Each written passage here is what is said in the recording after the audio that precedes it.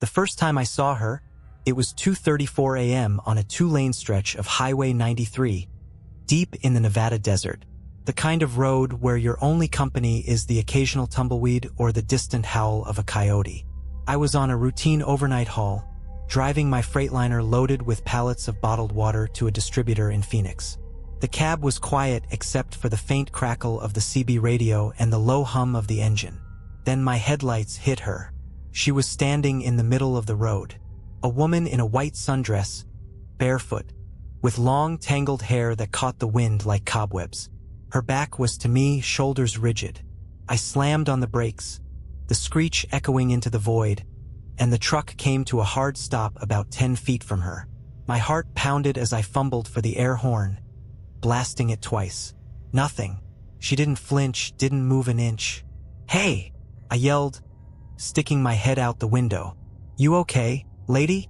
You gotta get off the road." Still nothing. The air was electric, thick with a silence that made my skin crawl. Something about her felt wrong. Not just because it was the middle of the night in the middle of nowhere. It was the stillness, like she wasn't even breathing. I grabbed my flashlight, swung open the cab door, and stepped out onto the asphalt. The chill of the desert night hit me hard. My boots crunched against the gravel shoulder as I slowly approached. The beam of my flashlight caught her profile. A pale face turned slightly, eyes wide but blank, lips moving soundlessly. Her dress was torn and dirty, stained with something dark near the hem. "Ma'am." My voice sounded small, even to me. When I got within arm's reach, she whipped around so fast that I stumbled back. Her face, God, her face. Her eyes were too big, too dark, like they didn't belong in her skull. Her mouth opened wide, impossibly wide, and from it came a sound I will never forget. It wasn't a scream. It was a hiss, a low, guttural hiss, like a snake dragged across broken glass. I bolted back to the truck, nearly tripping over my own boots. The flashlight hit the ground, but I didn't stop to pick it up. I yanked open the door, jumped into the cab, and threw the truck into gear. Gravel sprayed as I floored it, adrenaline pumping so hard I couldn't hear the engine roaring. She was gone. I kept my foot slammed on the gas pedal for a good 10 miles before my brain finally caught up to my body. My hands were shaking on the wheel, knuckles white, and my breath came in short, shallow bursts. I glanced at the side mirrors out of instinct, but the road behind me was empty. Still, I couldn't shake the feeling that something was out there, just beyond the reach of my taillights. Eventually, I pulled over at a truck stop just outside of Ely. It wasn't much. A couple of pumps, a diner with flickering neon lights, and a parking lot big enough for maybe 10 rigs. A handful of other trucks were already parked, their drivers either asleep or inside grabbing a late-night bite. I parked at the far edge of the lot, close to the exit, just in case I needed to make a quick getaway. I killed the engine and sat there in the cab, staring at my own reflection in the windshield. I looked like hell. Sweat-soaked shirt, dark circles under my eyes, a face that hadn't seen a good night's sleep in weeks. "Get it together, Jack?" I muttered to myself, running a hand through my hair, but I couldn't shake the image of that woman. The way she moved, the sound she made, and the way the air had felt, heavy and wrong, like I'd stepped into some other world. I needed coffee, something to ground me. I grabbed my wallet and stepped out of the truck, locking it behind me. The cold desert wind had picked up, carrying the faint smell of diesel and dust. The diner's neon sign buzzed faintly as I pushed open the door, and a little bell jingled above my head. Inside, the place was almost empty. A waitress leaned against the counter, chewing gum and flipping through a magazine. An older guy sat at a corner booth, nursing a cup of coffee and staring out the window. I slid into a booth near the back, my back to the wall. The waitress wandered over, not bothering to hide her boredom. "Coffee?" she asked. "Black, and leave the pot," I said. She smirked, but didn't say anything as she walked back to the counter. I drummed my fingers on the table, glancing around the diner. Everything felt too quiet. Even the radio playing faintly behind the counter was tuned to static, cutting in and out like it couldn't hold a signal. When the coffee came, I downed half a cup in one go, ignoring how it burned my throat. The heat helped, but my nerves were still on edge. I kept glancing at the windows, half expecting to see her face pressed against the glass. "You look like you've seen a ghost," said a voice. I jumped, nearly spilling my coffee. The old guy from the corner booth was standing there, staring at me with sharp, gray eyes. His clothes were dusty, like he'd been on the road a long time. He gestured to the empty seat across from me. "Mind if I sit?" Sure," I said, though every instinct told me to say no. He slid into the booth, setting his coffee cup on the table. Up close, I could see the lines on his face, deep and weathered like he'd lived 100 lives. "You're a trucker, right?" he asked. I nodded. "You headed south on 93 tonight?" That made me pause. "Yeah." "Why?" He leaned forward, lowering his voice. "Did you see her?" I froze. My blood went cold, and I stared at him, trying to figure out if he was messing with me. "What the hell are you talking about?" "The woman," he said, his voice barely above a whisper. "The one in white. You saw her, didn't you?" My stomach dropped. I gripped my coffee cup so tight I thought it might shatter. "How do you know about her?" I asked, my voice low. The old man leaned back in his seat, a shadow crossing his face. "Because you're not the first trucker to see her on that road," he said. "And you won't be the last." I didn't know what to say. My mind raced with questions, but none of them seemed to fit the moment. I just stared at him, waiting for him to explain. "You've heard of the lady in white, right?" he continued. "Every part of the country has a version. A woman who died tragically, doomed to haunt the place where it happened. A ghost, a spirit, whatever you want to call it. This wasn't a ghost," I said, shaking my head. "I don't know what she was, but it wasn't that." The old man raised an eyebrow. "You sure about that? Because I've been running these roads for 30 years, and I've heard all kinds of stories about her. A woman in white showing up on Highway 93 in the dead of night. Some say she's a warning. Others," he trailed off, staring into his coffee. "Others say she's something worse." I didn't want to hear it. I didn't want to believe it. "You're saying this happens all the time?" I asked. "That she just shows up and messes with people?" "Not just messes with them," he said quietly. "Some don't make it out." My throat went dry. "What do you mean?" He looked up at me, his eyes hard. "There are truckers who vanished on that stretch of road. No trace, no wreck, nothing. 1 minute they're on the CB, talking about a woman standing in the road, and the next minute, silence. It's like they were never there." I swallowed hard, my hands trembling on the table. "But I got away," I said. "I saw her, but I'm here. I'm fine." The old man stared at me for a long moment, then nodded slowly. "Maybe you got lucky, or maybe it's not over." I didn't like the way he said that. "What do you mean, not over?" "You saw her," he said. "Once she's got her eye on you, she doesn't let go. Not until she gets what she wants." I leaned forward, my voice rising.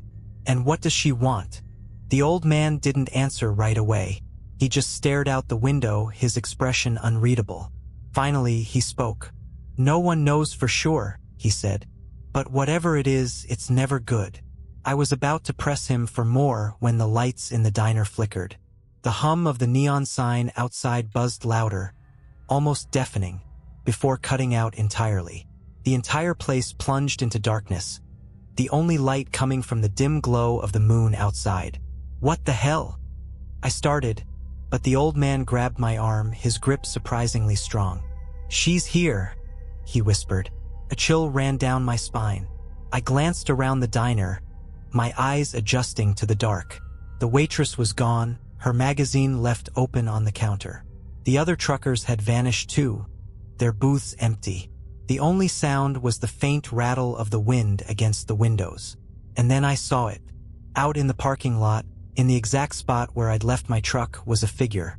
She stood perfectly still, her white dress glowing faintly in the moonlight. Her face was turned toward the diner, though I couldn't make out the details. But I knew it was her. I stood up, my chair scraping loudly against the floor. "No," I muttered. "This can't be happening." The old man didn't move. "You've got two choices, son," he said. "Run or face her." I turned to him, my heart pounding. "What happens if I run?" He didn't answer. He didn't need to. The look in his eyes said it all. I didn't think, I just ran. The diner door slammed open as I bolted into the cold desert night. My boots pounded against the cracked asphalt as I sprinted for my truck. The figure in white didn't move. She stood there, waiting, her head tilted slightly like she was watching something far away, or like she knew exactly where I was going. I fumbled for my keys in my pocket as I got closer to the truck, adrenaline making my hands clumsy. My heart was a sledgehammer in my chest, and my breath came in ragged gasps. When I reached the door, I glanced back toward the diner. She was gone. I whipped around, scanning the parking lot, but there was no sign of her. No movement, no sound. Just the whisper of the wind sweeping across the empty lot. "Get in the damn truck," I muttered to myself, yanking the door open and climbing inside. My hands shook as I jammed the key into the ignition and turned it. The engine roared to life, a comforting sound that helped steady my nerves. Then I heard it, a faint tapping. It was coming from the passenger side window. Slowly, I turned my head. She was there, her face pressed against the glass, her eyes wide and unblinking. Her mouth was twisted into a grotesque smile, the corners stretched too far, as though her skin were about to tear. Her pale hands clawed at the window, leaving streaks of something dark and oily. I slammed my foot on the gas, the tires squealing as the truck lurched forward. She didn't follow. She didn't need to. I could feel her presence like a weight pressing down on my chest, as though she was somehow inside the cab with me. The headlights cut through the darkness as I tore out of the lot and back onto the highway. The truck's engine growled, eating up the miles as I pushed it harder and harder, desperate to put as much distance as possible between me and whatever the hell that thing was. But no matter how far I went, the feeling didn't go away. I checked the mirrors, my eyes darting from side to side. The road behind me was empty, stretching endlessly into the void. The CB crackled to life, making me jump. "Breaker, breaker, this is long haul calling. You all right out there, buddy?" The familiar voice of a fellow trucker was like a lifeline. I snatched the radio mic off the dash. Yeah, I'm here," I said, my voice shaking. Something weird's going on out here." There was a long pause on the other end. Then, "You saw her, didn't you?" The air in the cab turned to ice. "How do you know about her?" I asked, gripping the mic so hard my knuckles ached. "Doesn't matter," the voice said. "You gotta keep driving. Don't stop. Don't let her catch you." "I thought I got away," I said, my voice barely a whisper. "No one gets away," the trucker said. "You can outrun her for a while, but she always finds you. Always." The radio went dead, and then the lights on my dashboard flickered. The engine sputtered, coughing like it was choking on air. The truck began to slow, no matter how hard I pressed the pedal. "No, no, no," I shouted, slamming my fist against the wheel. The headlights dimmed, and the cab was swallowed by darkness. The truck rolled to a stop, the engine completely silent. The only sound was the wind howling outside. And then I saw her, standing in the middle of the road, illuminated by the pale light of the moon. This time she was closer, her head tilted to one side, her empty black eyes fixed on mine. And she was smiling. For a moment I was frozen, trapped in the cab of my truck, staring at her. Her smile grew wider, too wide, stretching her face in ways that weren't humanly possible. I could hear my own heartbeat pounding in my ears, and every instinct screamed for me to move, but my body wouldn't listen. Then she started walking, not in a natural way. Each step was a slow, jerking motion, like a marionette pulled on strings by an amateur puppeteer. Her head stayed cocked at that unsettling angle, her eyes locked on mine, unblinking. She wasn't rushing, but somehow she was closing the distance fast. "Move," I whispered to myself. "Move, Jack, move." I snapped out of it, fumbling for the door handle. My hands were slick with sweat, slipping uselessly as I fought to get the door open. Finally, it gave and I half fell out of the cab, hitting the ground hard. Pain shot up my arm as I scrambled to my feet, but I didn't stop. I took off running down the highway, my boots slapping against the asphalt, breath ragged and sharp in my lungs. The desert was an endless black void around me, the only light coming from the pale, ghostly glow of the moon. I didn't dare look back. I didn't want to see how close she was. "Don't stop," I muttered, forcing one foot in front of the other. "Just keep going." But I could feel her. Not footsteps, not breathing, just presence. A suffocating pressure that grew heavier with each passing second, like the air itself was trying to crush me. The road seemed to stretch on forever, the horizon always just out of reach. My lungs burned, my legs ached, but I kept running. And then, out of the corner of my eye, I saw it, a flicker of light. A car.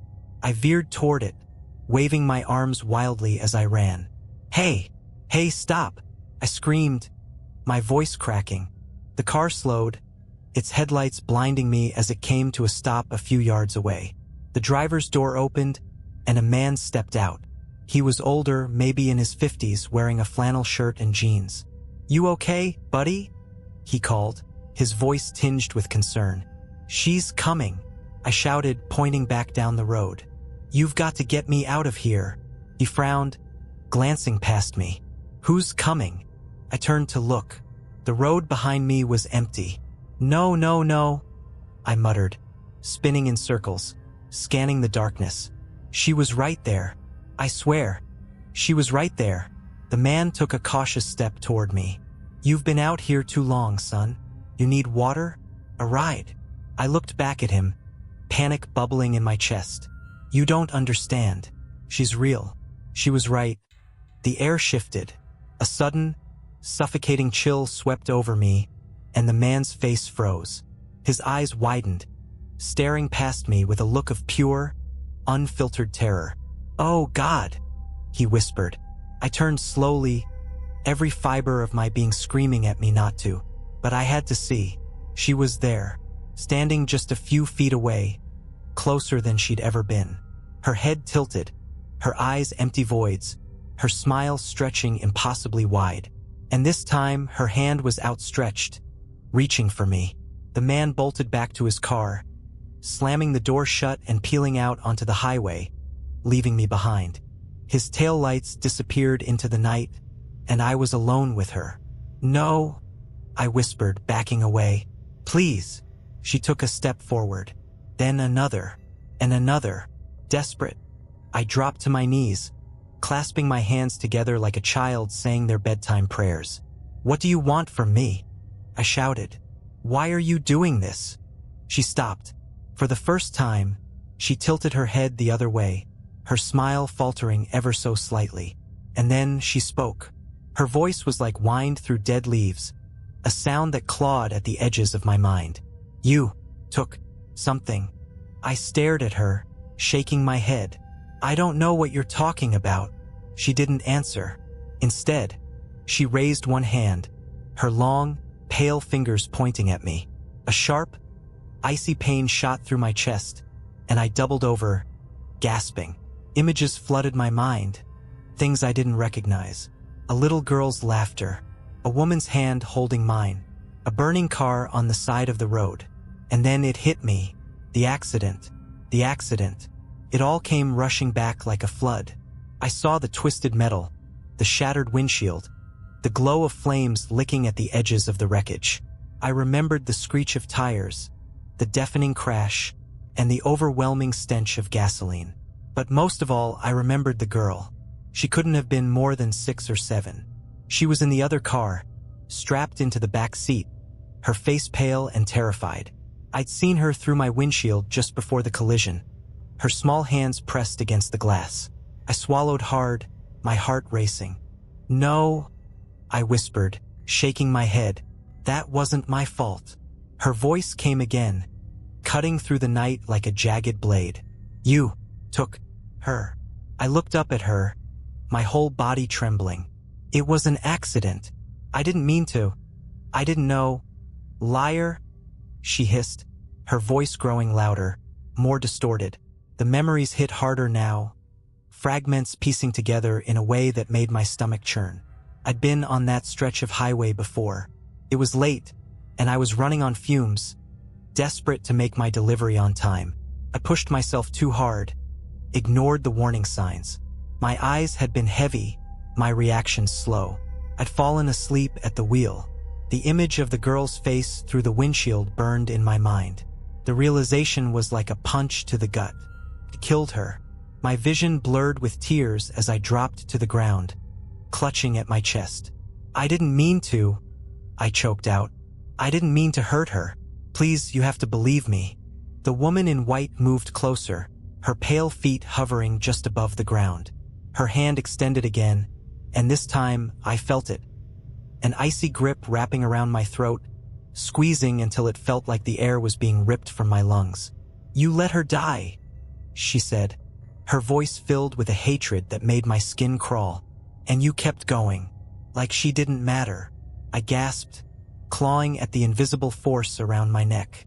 I swear, I didn't know what to do. You ran, she said, her face inches from mine now. You ran, and you left her there. The words cut deeper than any blade. She was right. I hadn't stayed to help. I'd panicked, afraid of losing my job, of going to prison, of facing what I'd done. I'd left the scene, convincing myself that someone else would find her, that it wasn't my problem. I'm sorry, I whispered, tears streaming down my face. I'm so sorry. Her grip loosened, just enough for me to catch my breath. For the first time, her expression softened. There was still rage in her empty eyes, but beneath it, I saw something else. Pain. Sorry, she repeated, her voice quieter now, almost mournful. You're sorry. She let go, and I collapsed onto the asphalt, gasping for air. My chest heaved as I struggled to sit up, my vision swimming. When I looked back at her, she was fading, her form flickering like a dying flame. The smile was gone now, replaced by something that almost looked like sadness. Do better, she said, her voice echoing in the cold night air. Make it matter. And then she was gone. I sat there for what felt like hours, staring at the empty road, the weight of her words crushing down on me. I'd spent my whole life running, from my problems, my mistakes, my guilt. But now there was no running from this. I stood slowly, my legs weak and unsteady, and made my way back to the truck. The engine roared to life as I turned the key, but the cab felt different now. Heavier, quieter. As I drove down the highway, the memories played over and over in my mind. The girl's face, the crash, the woman in white. I didn't know where I was headed, but I knew one thing for sure. I couldn't keep running. The rest of the drive was a blur. The highway stretched endlessly before me, an unforgiving black ribbon cutting through the desert. The woman's final words echoed in my head. Do better. Make it matter. What the hell did that even mean? I gripped the wheel tighter, my knuckles white against the leather. The guilt was suffocating, a living thing in the cab with me. For years, I'd buried the memory of that accident so deep I thought I'd escaped it. But tonight, she dragged it all back to the surface, forcing me to face what I'd done. As dawn broke, I pulled into a rest stop on the edge of a small town. The parking lot was mostly empty, save for a couple of sedans and a beat-up RV. I parked my rig, killed the engine, and sat there for a moment, staring at my reflection in the rearview mirror. I didn't like what I saw. My face was pale, eyes sunken, stubble covering my jaw. But it wasn't just the exhaustion staring back at me. It was the weight of a man who'd spent his life making excuses.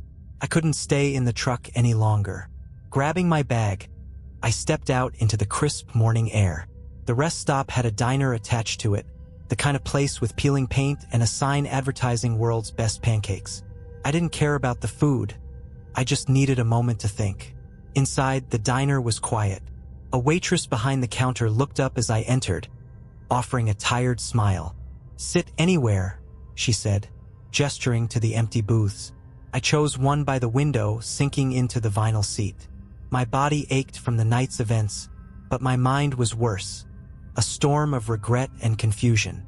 The waitress came over with a pot of coffee and poured me a cup without asking.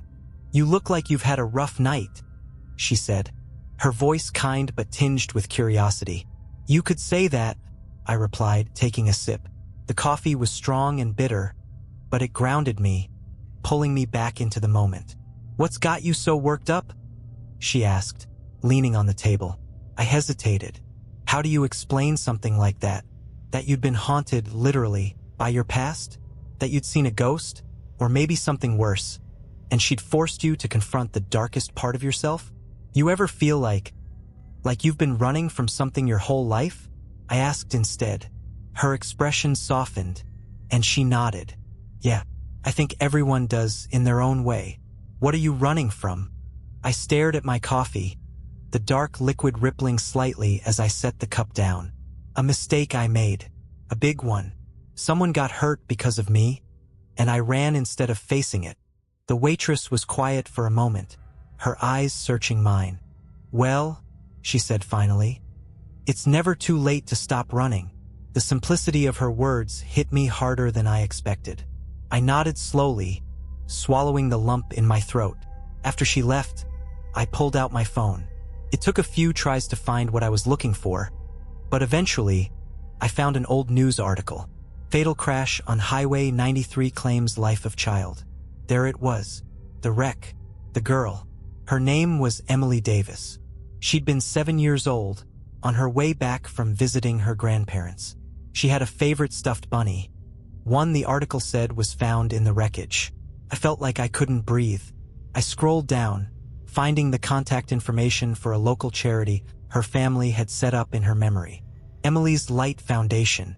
It was dedicated to helping families who'd lost loved ones in tragic accidents. I knew what I had to do. The next few weeks were a whirlwind. I reached out to the foundation, telling them I was a trucker who wanted to help, though I didn't explain why. I started donating portions of my paychecks, volunteering on my days off, even showing up at schools to talk about road safety. It wasn't enough. It would never be enough to bring her back. But for the first time in years, I wasn't running. I was doing something, and then one night I saw her again. I was parked at a rest stop, staring up at the stars, when I felt it. A shift in the air, the same suffocating chill I'd felt that night. I turned, and there she was, standing a few feet away. But she wasn't the same. Her face was softer, her eyes less hollow. She wasn't smiling, but the hatred was gone. She looked at peace. We stared at each other for what felt like an eternity. Then she nodded, just once, before fading into the night. I don't know if I'll ever see her again. Part of me hopes I don't. But if I do, I'll be ready. Because I'm not running anymore. I'm making it matter. The following months felt like stepping into a new life. For years, I'd lived with this heavy, invisible chain around my neck, dragging me down, convincing myself that I was just another cog in the wheel, just another trucker doing his job.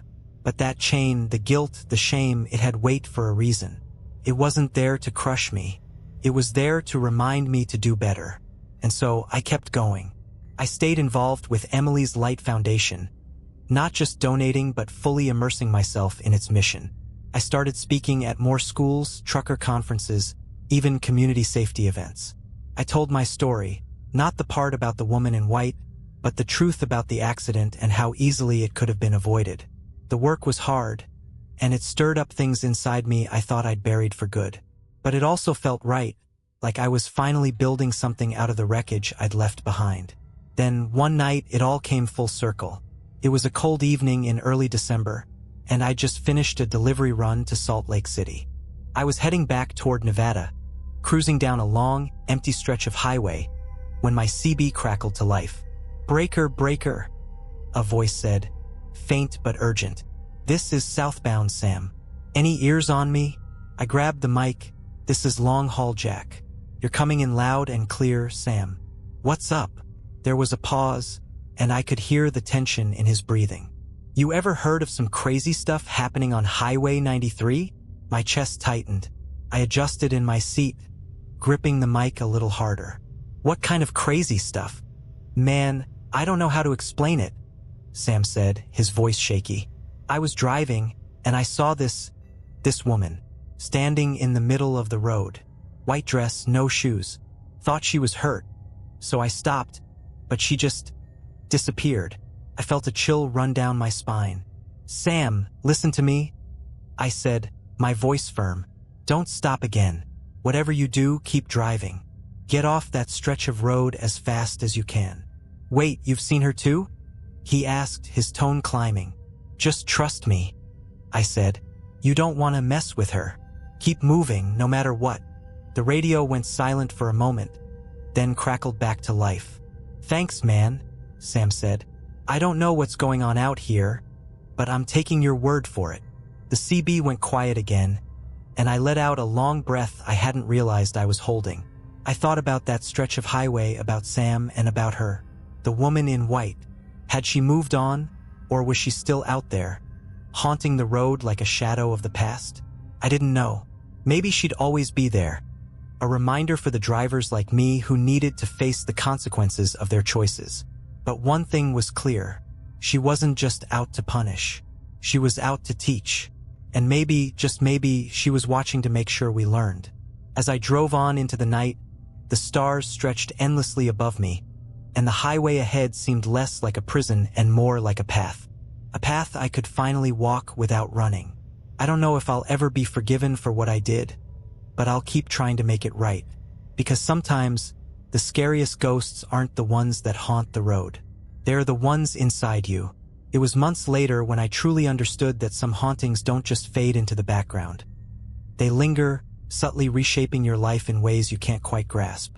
The ghost of the woman in white wasn't just tied to that road, nor was she tied to me alone. Her presence echoed in every decision I made, every person I met, every mile I drove. One night, I found myself back on Highway 93. Not by accident, I'd chosen to be there. I hadn't taken that stretch of road since that night, but something in me knew I had to return. The foundation work was fulfilling, yes, but it wasn't enough. There was unfinished business out here, and I couldn't ignore it anymore. It was just past 2 a.m. The desert wrapped in a stillness so deep it felt like the world was holding its breath. The sky was a blanket of stars, vast and cold, and the only sound was the low rumble of my engine. I slowed the truck to a crawl as I approached the stretch where I'd first seen her. The road looked the same, black asphalt, flanked by endless desert. Nothing about it screamed haunted, but the air felt different, heavier, charged. I pulled off onto the shoulder and cut the engine, stepping out into the cool night air. The silence was deafening. Even the wind seemed to have stopped, leaving only my heartbeat pounding in my ears. I walked to the middle of the road, the beam of my flashlight cutting through the dark. I'm here, I said aloud, my voice steady despite the fear gnawing at my insides. I don't know if you can hear me, but I'm here. For a long moment, nothing happened. Just me and the empty road, the stars above indifferent to my presence. And then I felt it, that shift in the air, the same suffocating chill that I'd felt the first time I saw her. My breath caught in my throat as I turned slowly, my flashlight trembling in my hand.